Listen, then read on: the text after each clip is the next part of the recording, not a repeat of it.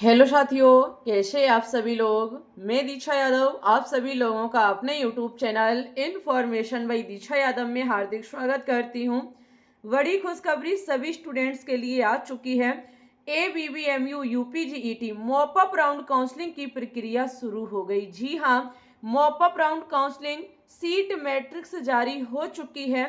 अभी हम आपको दिखाएंगे कि गवर्नमेंट और प्राइवेट सीटें कितनी बची हुई हैं। सभी स्टूडेंट्स के लिए बड़ी खुशखबरी है ये। यहाँ पर हम आपको बताएंगे कि मॉप अप राउंड काउंसलिंग में कौन स्टूडेंट्स भाग ले सकता है और कौन स्टूडेंट्स भाग नहीं ले सकता है। चलिए ज़्यादा समय बर्बाद नहीं करेंगे, डायरेक्ट ABBMU की वेबसाइट पर चलेंगे।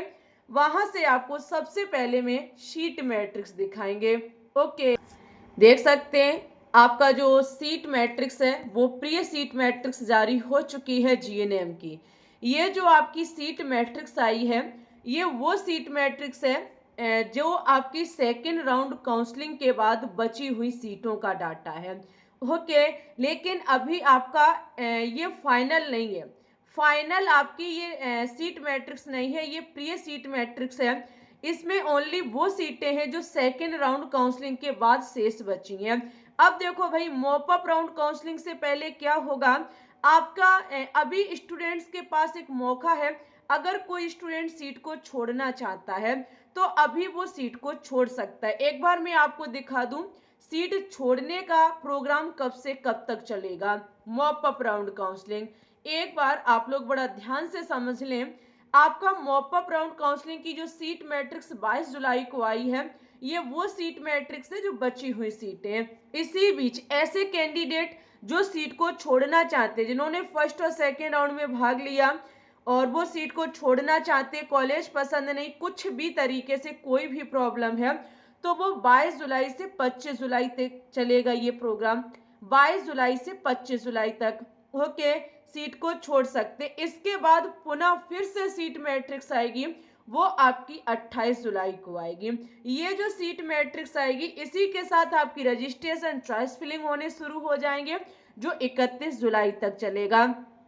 अगर मैं सीनेट की बात करूं तो सीनेट में तो काफी बड़ा अंतर पड़ा था, काफी लंबा अंतर रहा है। जो आपकी प्री सीट मैट्रिक्स आई फिर फाइनल सीट मैट्रिक्स आई, लगभग आप ये मान लीजिए कि 80 के समथिंग सीटों का वहां अंतर पड़ा था। तो यहाँ भी सीटों में अंतर आएगा। अभी मैं आपको दिखाऊंगी अभी कितनी सीटें बची हुई हैं।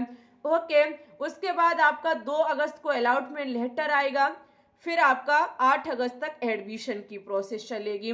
अगर मैं अभी प्रेजेंट टाइम की बात करूं कि भाई सीट मैट्रिक्स में कितनी सीटें दिखा रहा है, तो देखो भाई SN आगरा में अभी 13 सीटें हैं, बरेली में अभी 10 सीटें, गोरखपुर में 8 सीटें हैं, कानपुर में 15 हैं, कानपुर नगर में 8 है, लखनऊ में 16 है, KGMU में अभी 16 सीटें बची हुई हैं। आपका स्कूल ऑफ नर्सिंग बलरामपुर इसमें 4 सीटें, मेरठ में 14 सीटें हैं, प्रयागराज में 11 सीटें हैं। अगर मैं यहाँ टोटल आपको सीटें बताऊं तो 99 यानी कि अभी 99 सीटों का डाटा आ चुका है। ये आपकी गवर्नमेंट सीटें, अभी ये बढ़ेंगी, टेंशन ना लो, हो सकता है 150 के समथिंग पहुंच जाए ये सीटें।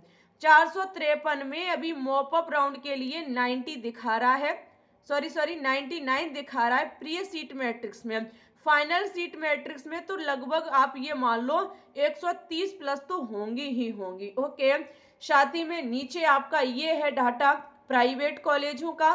प्राइवेट कॉलेजों में भी अभी काफी सीटें बाकी हैं। ओके, तो हमने आपको दिखा दिया सीट मैट्रिक्स, कितनी गवर्नमेंट है कितनी प्राइवेट है। गवर्नमेंट 99 है, प्राइवेट मैंने ऐड नहीं की, लेकिन हजारों काफी सीटें अभी बाकी हैं। ओके, आप बताओ तो फिर मैं सीट मैट्रिक्स का ये जो डाटा है वो टेलीग्राम ग्रुप पर भेज दूंगी। टेलीग्राम ग्रुप पे हमारा इन्फॉर्मेशन भाई दीक्षा यादव।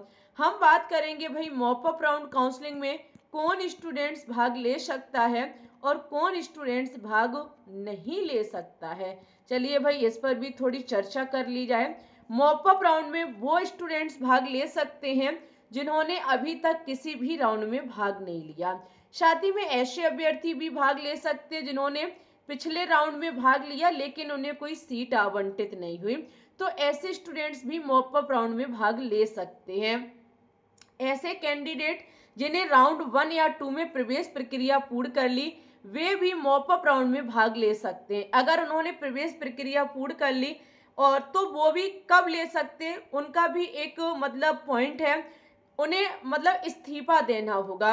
उन्हें रजिस्ट्रेशन से पहले निर्दिष्ट तिथि और समय के भीतर अपनी आवंटित सीट से पहले आपको इस्तीफा देना होगा और इस्तीफे के बाद आपको पहले वाली सीट पर कोई भी दावा नहीं रहेगा। तब ही जाकर के आप मॉप अप राउंड में भाग ले सकते हैं। ले कौन नहीं सकता? जिन्होंने फर्स्ट सेकंड में भाग लिया, सीट आवंटित हो गई और इस्तीफा नहीं दिया, तो ऐसे स्टूडेंट्स भाग नहीं ले पाएंगे। ओके, आपके डाउट क्लियर हुए? इसके अलावा आपका क्या डाउट है, एक बार मुझे कमेंट सेक्शन में बताओ, फिर मैं उस पर आधारित आपको वीडियो प्रोवाइड करा दूंगी। ओके, इसी के साथ वीडियो को लाइक करना, शेयर करना, चैनल को सब्सक्राइब करना बिल्कुल भी ना भूलें। आप लोगों से मिलेंगे न्यू नोटिफिकेशन के साथ। तब तक के लिए bye bye, take care and all the best.